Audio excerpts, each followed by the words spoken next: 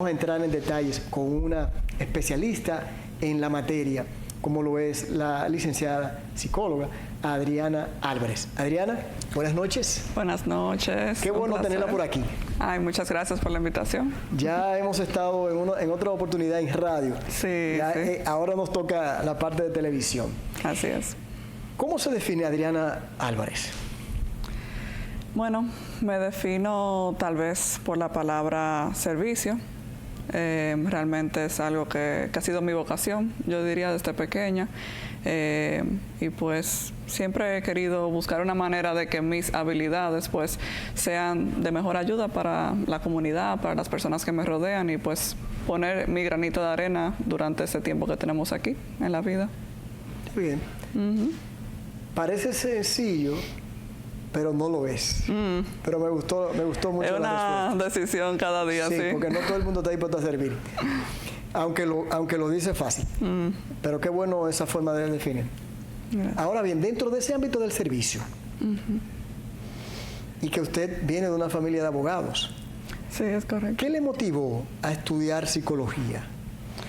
Bueno, psicología como tal, yo estaba realmente, si soy sincera, indecisa de qué manera, ¿no? ¿Verdad? Brindar mi servicio a la sociedad, y creo que fue una reflexión ya cuando estaba en mi momento de decisión de carrera, notar a mi alrededor desde una temprana edad cómo las personas eran muy afectadas emocionalmente hablando por las situaciones que le ocurrieron en su vida, y notaba que las personas realmente no tomaban la decisión de estar en un mal estado emocional, sino que realmente habían factores que yo me daba cuenta, que yo decía, contrale, pero es que tiene sentido que se sientan de esta manera, es que realmente la situación es difícil, pero sentía siempre mucha empatía y un deseo de escuchar, de apoyar, de estar ahí para esas personas, pero quería siempre como poder hacer más.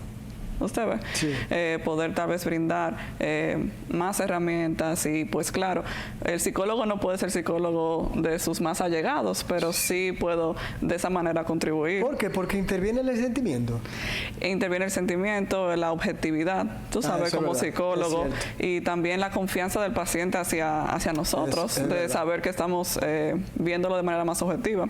No le voy a decir, ser psicólogo, yo diría que sí, nos ayuda en nuestro ámbito personal, debería hacerlo, ¿no? ¿Verdad? Le hago la pregunta porque otros especialistas que hemos tenido a través de los años aquí en el espacio nos han dicho, algunos, que han estudiado psicología por situaciones que se le presentaron en su vida, y para entenderlas y comprenderlas, entonces estudiaron psicología.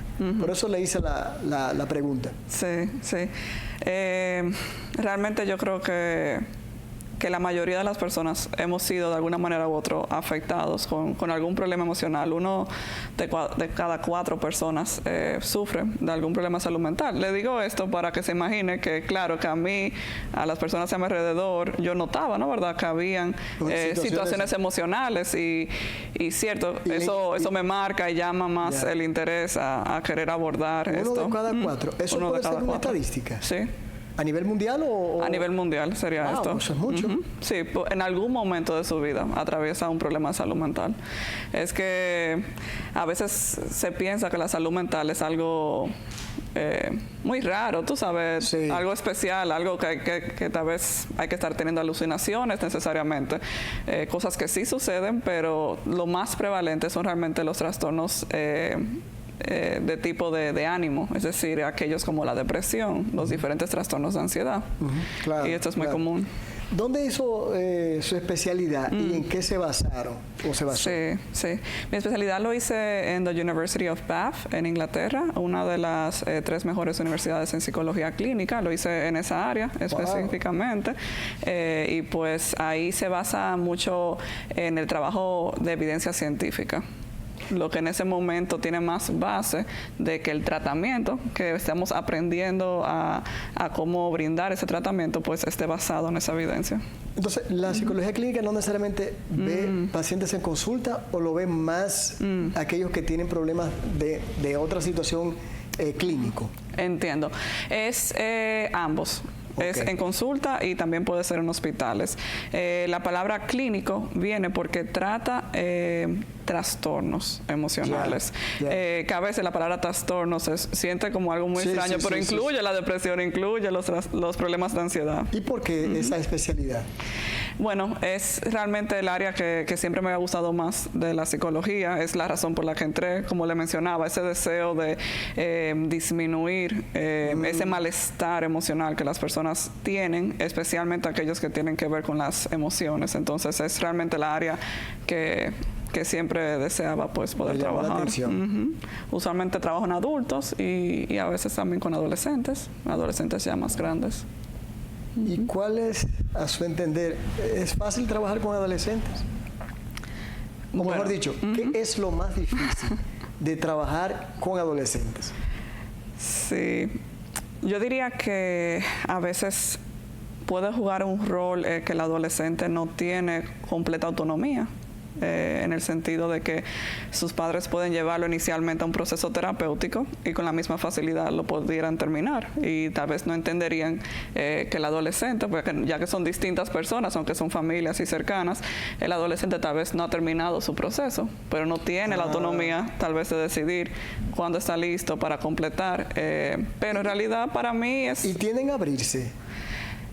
Yo creo que hay un llamado, tú sabes, de quienes se sienten cómodos trabajando con adolescentes. En mi experiencia personal, a veces son muy abiertos, incluso más que algunos adultos. Es ya un poco más de personalidad, de experiencias en la niñez temprana. Entiendo. ¿Cómo podremos definir qué es salud mental?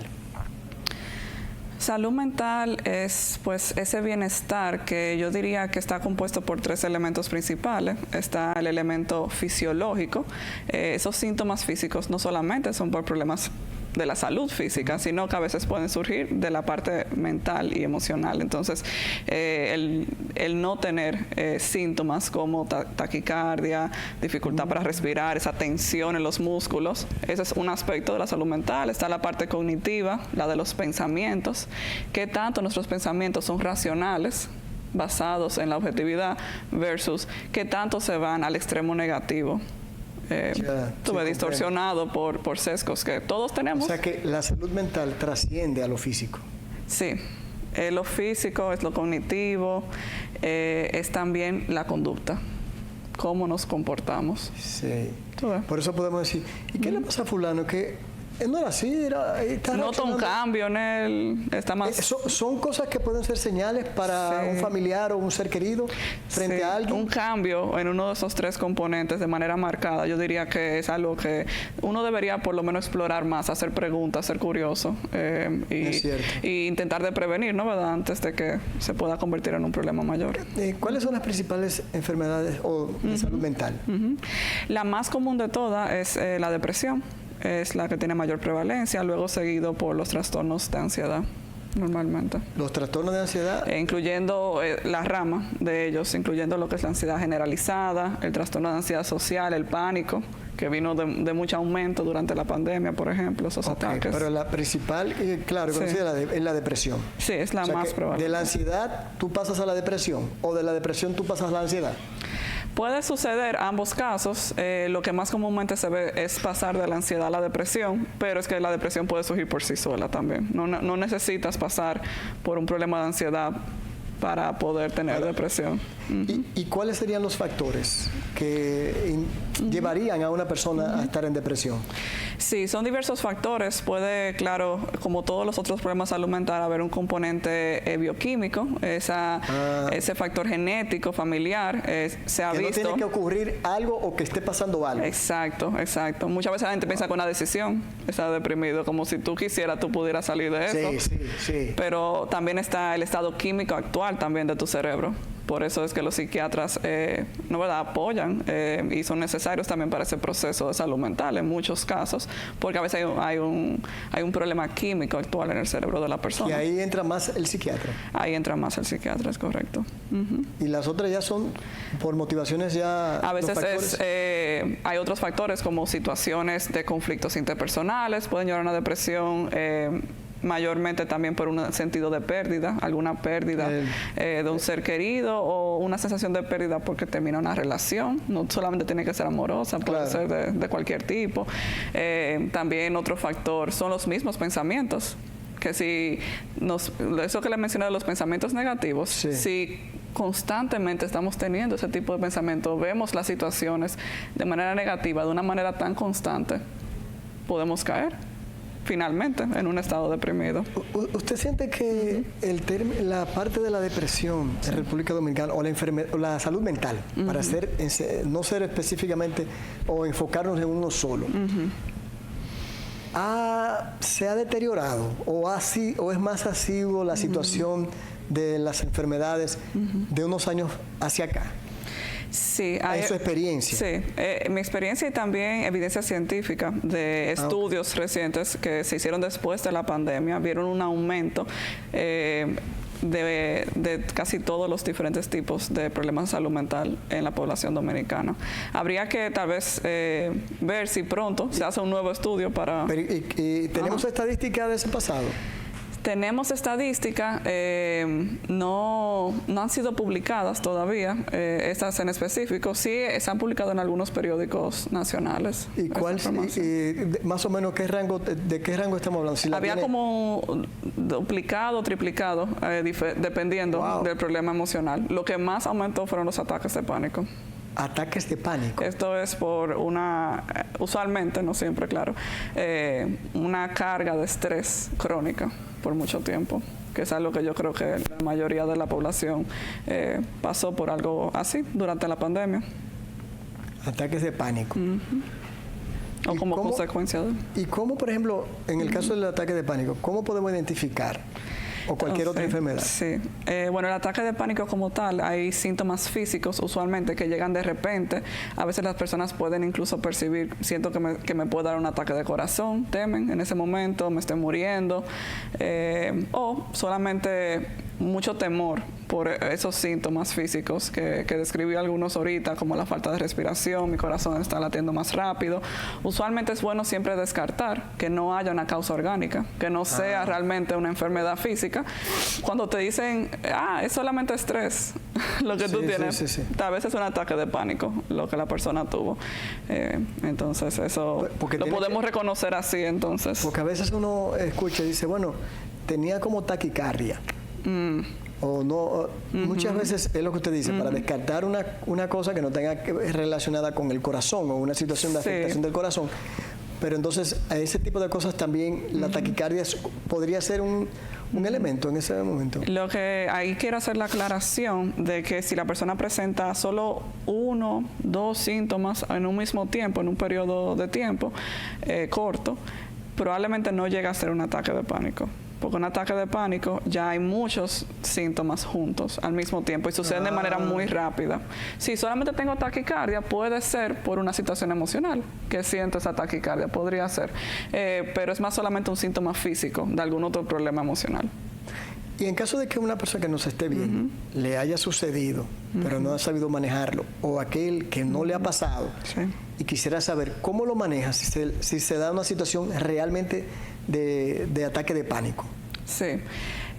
Una primera vez que sucede, como le menciono, tal vez sería bueno descartar, ¿no? ¿Verdad? De que no sea una causa orgánica, pero de todos modos, lo que normalmente funcionaría para si fuera realmente un ataque de pánico, te puede funcionar incluso una primera vez que te pueda suceder, y es reconocer de que lo mejor que puedo hacer en un momento como ese es intentar de virar mi atención de los mismos síntomas, porque ¿qué va a suceder? Cuando mi cuerpo, yo solamente estoy atendiendo a los síntomas físicos, aumenta más la ansiedad y por ende el cuerpo, la mente mejor dicho, pues entra en mayor pánico, en mayor miedo, y ¿qué hace? Aumenta los síntomas físicos, porque los síntomas físicos nos ayudan cuando estamos en una situación de verdadero peligro, que es lo que provoca el miedo. Sí. Entonces, que ahí sí es algo que en defensa el cuerpo está intentando defenderse cuando tiene un ataque de pánico. Lo que pasa es que percibe un peligro falso, es como una alarma falsa que está sucediendo. Entonces yo recomiendo intentar de concentrarnos nuevamente en el presente a través, por ejemplo, de nuestros sentidos. Intentar de nombrar 5 cosas que puedo ver. Sí. 4 cosas que puedo escuchar en ese momento y decirlo. Intentar de cambiar mi atención a algo neutro, que puede ser incluso hacer respiraciones profundas. Es otra técnica que se puede utilizar. Y es algo que ayuda a prevenir muchos problemas emocionales, lo que es la respiración. Mira, eso está interesante, es mencionar cosas para que, Sí. quizá para distraer en el momento de la mente. Es realmente para distraer, para notar y volvernos a poner en el presente, y a veces ese cambio de atención ayuda entonces al cerebro a decir, ok, no está pasando nada en realidad. Alguien me dice, Sí. ¿está pasando algo? No, no está pasando nada. Pero a veces, exacto, solamente decirlo muchas veces no es suficiente, para que la mente nos crea. Que eso es cierto. Bueno, señores, estamos conversando con la psicóloga Adriana Álvarez de los diferentes aspectos en el ámbito de la salud mental y sus diversas enfermedades y elementos dentro de ella. Así que vámonos a ir a una primera pausa.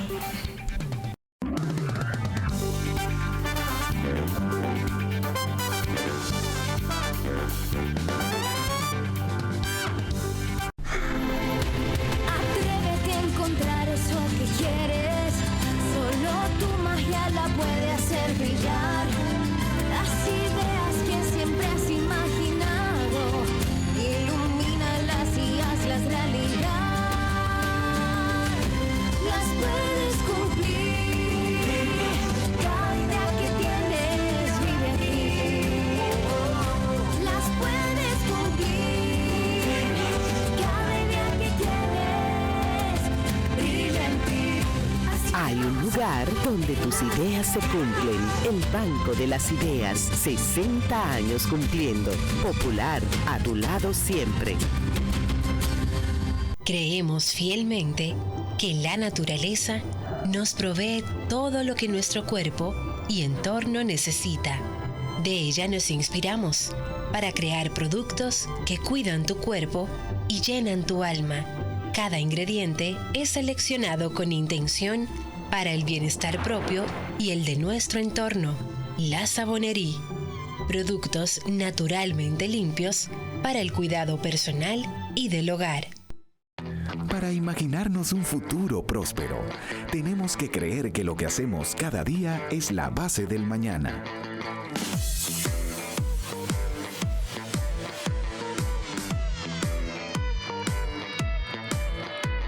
...60 años nos han enseñado que cada día debemos poner lo mejor de nosotros.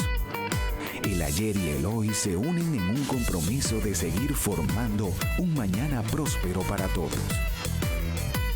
Alaber, Asociación de Ahorros y Préstamos, 60 aniversario.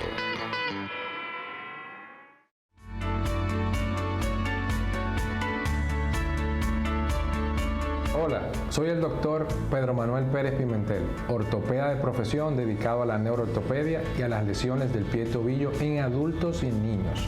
Entre las lesiones neuroortopédicas más frecuentes tenemos la parálisis cerebral infantil, el mielomeningocele, tenemos el Charcot-Marie-Tooth y en adultos tenemos el trauma raquimedular, los accidentes cerebrovasculares, todos ellos en común que pueden alterar la marcha hasta dejar de tenerla. Las lesiones de pie y tobillo más comunes son pie plano, lesiones osteocondrales por lesiones deportivas, el hallux valgus o el juanetes, la fascitis plantar. Por eso, mi mayor satisfacción es que puedo llegar a solucionar esas patologías, y si tienes alguna de estas dolencias, cuenta con mis manos para mejorar tu vida.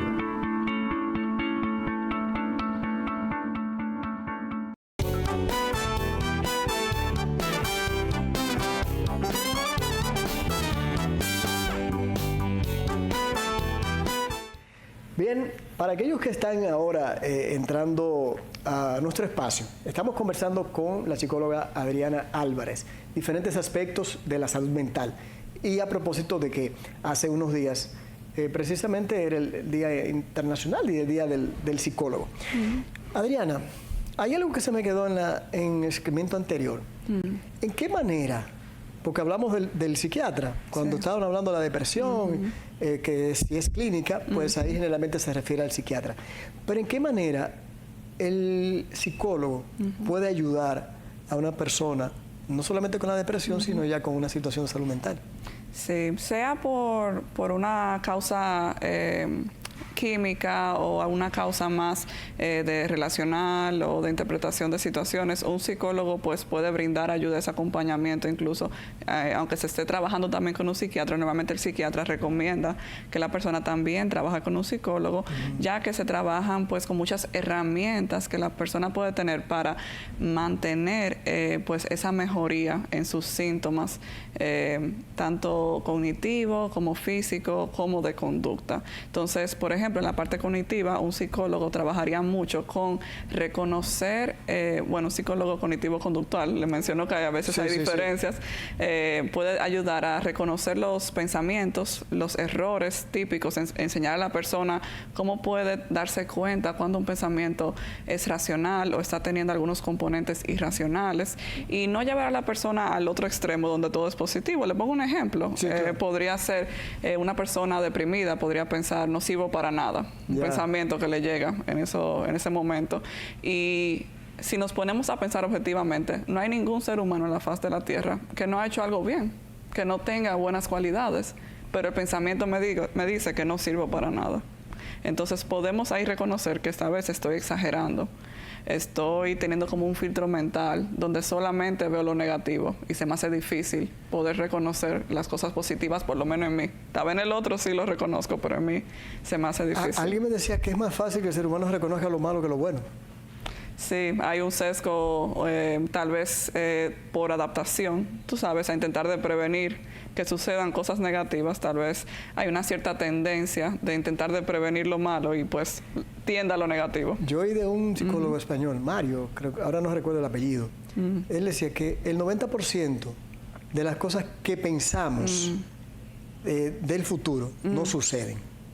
Exacto, sí. Y entonces vivimos ese sufrimiento, hasta nos dan síntomas físicos de ansiedad, por ejemplo, sin ni siquiera tener que luego vivir esa situación. No nos sirvió de nada hacernos pasar por esa película negativa en nuestra mente, pero tenemos cierto control sobre ella. De que nos lleguen los pensamientos automáticos, eso no lo podemos controlar. Claro. Tú ves, nos van a llegar, pero si aprendemos a cambiarlos, a modificarlos, a reconocer que todos los pensamientos no son reales, entonces ya usualmente disminuye el porcentaje de pensamiento negativo. Y sería bueno enfrentarlo, porque dicen que lo que enfrentas siempre te sigue apareciendo, o aceptarlo y manejarlo. ¿Cuál sería la mejor opción?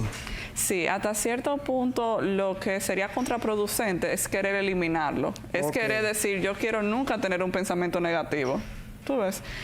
O decir, todos mis pensamientos son falsos, sino ser más objetivos, modificarlos. No es querer como erradicarlos, es ver el otro lado, ver la otra cara de la moneda y llegar a un pensamiento más objetivo.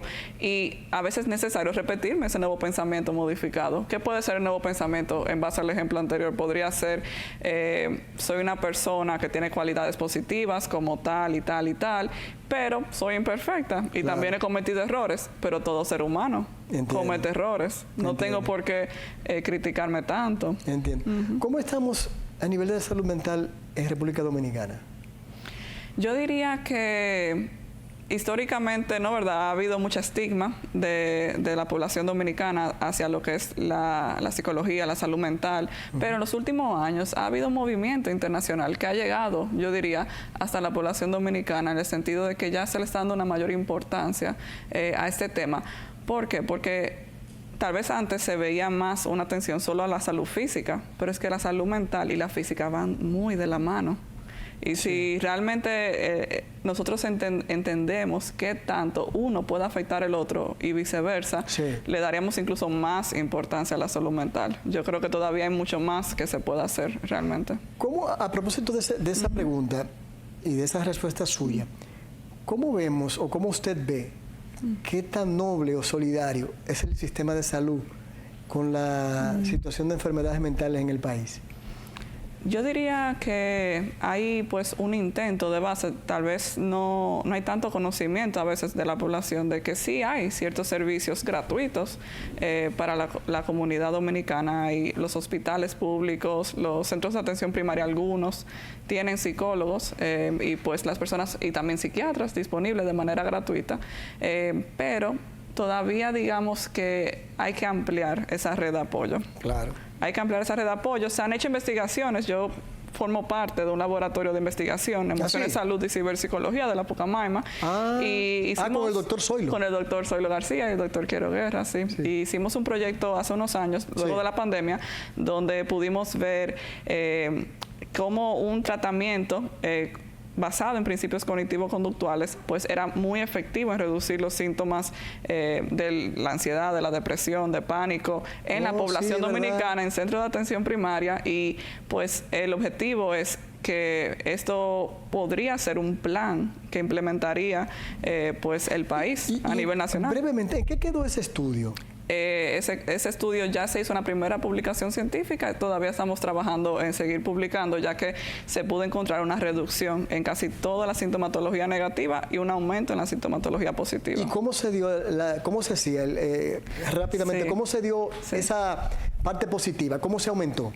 Sí, se aumentó, por ejemplo, evaluamos lo que era la calidad de vida de las personas, ahí se pudo ver el aumento en las habilidades de regulación emocional, hacíamos un protocolo de 7 sesiones, entonces era algo breve, algo que se podría tal vez implementar con facilidad, y también incluso era grupal, lo cual reduce los costos. Sí, yo creo que ustedes llegaron incluso a tener conexión con instituciones públicas como Salud Pública. Sí, realmente fuimos apoyados por el Ministerio de Educación, ganamos, el doctor Zoilo ganó los fondos de Fondosit para poder realizar este proyecto, así que ya que ellos tienen toda esa información, esperemos que esto pueda ser de mucho apoyo en avanzar la salud mental en el país. Sí, porque definitivamente el sistema nuestro de seguridad social debe incluir más el tratamiento, porque la verdad que no deja de ser costoso. Yo escuché que hay movimientos para esto. Sí, ojalá que sea más.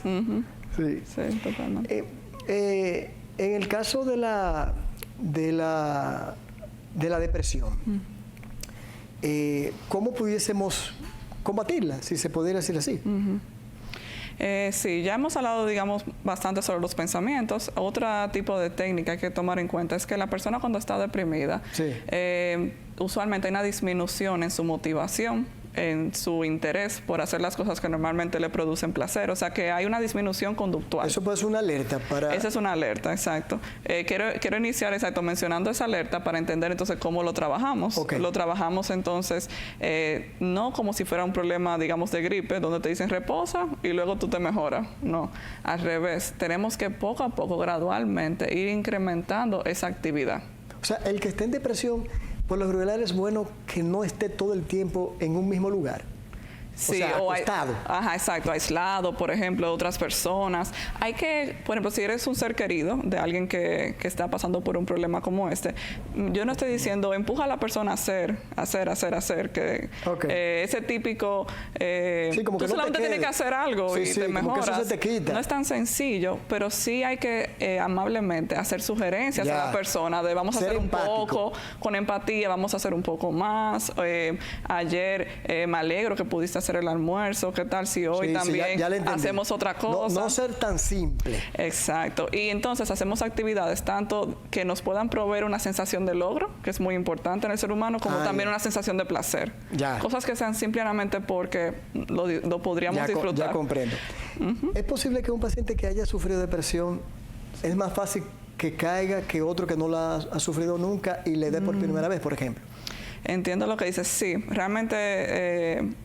si ya has padecido... ¿Queda algún rasgo en la mente, en el cerebro, que químicamente, bueno, si es químico es posible que sea más puntual, pero es más fácil que caiga? Diríamos que sí, que hay un riesgo más alto, pero si la persona ha recibido terapia, eso disminuye bastante el riesgo de volver a caer. O sea, que siempre es importante que esa persona esté acompañado de un profesional de la psiquiatría o de la psicología o de ambos. Sí, sería lo ideal, realmente. Sería lo ideal. Hay cosas, ¿no? ¿Verdad? Como las que hemos mencionado, que intentar de practicarlo también podría ayudar, pero sería lo mejor, sí, para disminuir la prevalencia de que pueda volver a suceder. Ya. Y en el ámbito, ahora que usted habla de practicar el presente, ¿se ha conocido en los últimos años, el mindfulness. Sí. ¿Es aconsejable por los profesionales de la psicología y la conducta? Sí, hasta el momento hay mucha evidencia científica que apoya el uso de mindfulness, usualmente para manejar síntomas como la ansiedad, por ejemplo. Suele ser de mucha utilidad y también en otras áreas por igual.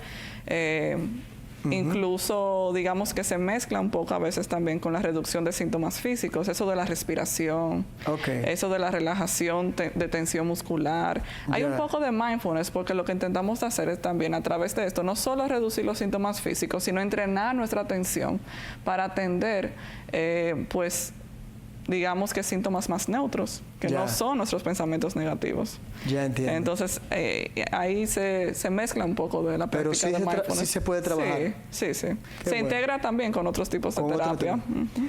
Yo no sé, yo estuve leyendo, yo me voy a aventurar de un término que me llamó la atención. Usted sabe lo que en psicología se llama un bucle. Lo he escuchado, no tengo tanto conocimiento en el área. ¿Qué ha escuchado acerca de esto que le llamó la atención? Es como si fuera un intermedio de una persona que tiene una situación. Y también un término que decía la rumiación mental. Ok, sí. Bueno, entonces lo de la rumiación mental tiene que ver mucho con esos pensamientos repetitivos. Exacto. Eso, quedarnos solamente en los pensamientos. En la depresión es muy común lo que es la rumiación, porque no estamos haciendo otras cosas que normalmente nos distraen. Eso es como incidir en lo mismo. O sea, una persona que tenga depresión es incidir, utilizar lo mismo que lo que la ha llevado a la depresión, para no sale de ahí porque está como entrando en el mismo pensamiento una y otra vez. Puede ser el mismo pensamiento, Jordi, pero también pueden ser otros pensamientos. Es casi como, es más quedarnos como en ese loop negativo, negativo, y no como por ahí, como abajo en los pensamientos, usualmente en pensamientos negativos. No tiene que ser solamente uno que necesariamente se repita, aunque siempre hay algunos pensamientos que pues son, digamos, los más comunes, como ese que puse el ejemplo ahorita. Puede ser uno bien ahora común. Entendí. ¿Qué tanto influye para un paciente el ambiente en el que les rodea? Usted está hablando de la empatía que había que tener para una persona, que no serlo tan simple, que yo creo que eso es lo que más situación se da en República Dominicana, que la gente quiere, no, pero párate de ahí, que tú no te levantes, y así cualquiera. Y yo creo, pero en el caso, ¿qué tanto influye el ambiente en un paciente, en una persona que esté con un problema de salud mental? Influye muchísimo, la verdad. Tiene una gran influencia. Sin embargo, el apoyo social sigue siendo muy importante. ¿El apoyo social? El apoyo social, o sea, el no aislarnos. Porque la rumiación muchas veces viene no solamente por no estar haciendo ninguna actividad, sino también por estar solos. Eso nos lleva más a quedarnos en nuestros pensamientos, a estar demasiado tiempo en introspección, porque la introspección es importante, pero al estar solos es como demasiado. Sin embargo, ese apoyo social, mientras de mejor calidad es, pues más útil, claro, será para el paciente. Mencionamos algunas sugerencias para los familiares, que era, por ejemplo, el de la mayor empatía, el de poner cosas como sugerencias y no como obligaciones. Tal vez el poder también ser empático en decir, entiendo por lo que estás pasando, sé que es difícil, pero siempre dar un mensaje también de esperanza. Si seguimos buscando ayuda, si sigues trabajando en terapia, o si tal vez poco a poco vas haciendo un poquito más, pues yo estoy confiada en que seguramente mejorarás. Entiendo. ¿Tú ves? Como esa esperanza tampoco es bueno que la perdamos. Qué bueno. Desde su punto de vista, ¿qué recomendaciones se podría dar para una persona que nos está viendo, quizás esté pasando por eso, o alguien que conoce, para combatir el estrés? Yo recuerdo en el siglo que acabamos de dejar, que se hablaba que en el siglo XXI, como ahora la principal enfermedad que podía provocar otras, iba a ser precisamente el estrés. Sí.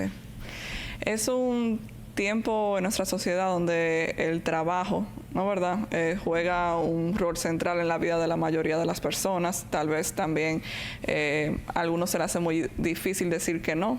En situaciones donde le piden una ayuda o le dicen hay otra oportunidad, tú ves, yo decía, yo me identifico con servir, pero también todos tenemos que identificar cuáles son nuestros límites, porque si nos pasamos de esos límites, nuestra salud mental se ve afectada hasta tal punto que terminamos haciendo más mal a nuestro alrededor que bien, porque si no cuidamos de nosotros mismos, pues los otros, nuestra manera de interactuar con los otros se ve afectado. Yo creo que eso es algo que la sociedad puede tomar en cuenta como algo que a cuidar, ¿no? ¿Verdad? Entender que no pongo límites porque soy una persona mala, una persona que no me importa al otro, que no quiero echar para adelante, sino que lo necesito para poder rendir bien, para que mi trabajo me vaya bien.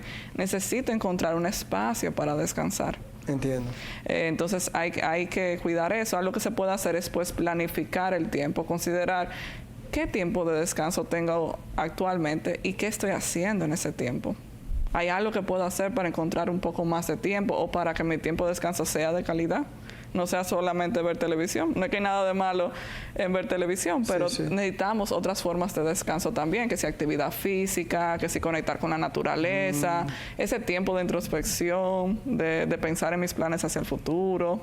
Qué bien, pero el descanso es algo vital. Es vital. Y dejar ese celular en un momento dado y también los aparatos, el televisión de cierta forma. No podemos solamente usar eso como nuestro descanso. Ya. ¿Dónde podemos encontrarla, licenciada? Sí, bueno, yo trabajo como terapeuta en el Centro de Bienestar Emocional del Dr. Zoilo García, eso es en Los Jardines. También pues soy docente y trabajo en el equipo de investigación en Pucamaima. Ya. Entonces, ¿tiene redes sociales? Realmente la red social principal con la que trabajo es la del Centro de Psicología de Bienestar Emocional, es CBE. Las iniciales que nos pueden encontrar en Instagram y Facebook. Perfecto. Sí.